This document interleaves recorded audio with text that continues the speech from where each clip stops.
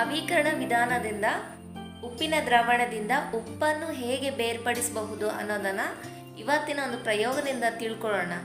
ಮೊದಲನೇದಾಗಿ ಉಪ್ಪನ್ನು ನೀರಿನಲ್ಲಿ ಕರಗಿಸಿ ಉಪ್ಪಿನ ದ್ರಾವಣವನ್ನು ತಯಾರಿಸ್ಕೊಳ್ಬೇಕು.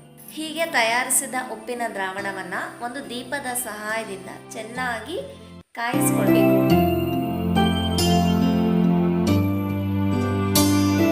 ಕಾಯಿಸಿದಾಗ ನೀರು ಆವಿಯಾಗಿ ಹೋಗುತ್ತೆ. ನೀರು ಆವಿಯಾದಾಗ ಅದರಲ್ಲಿ ಕರಗಿದ ಉಪ್ಪು ಹರಳಿನ ರೂಪದಲ್ಲಿ ಇಲ್ಲಿ ಶೇಖರಣೆ ಆಗೋದನ್ನು ನಾವು ನೋಡ್ಬೋದು.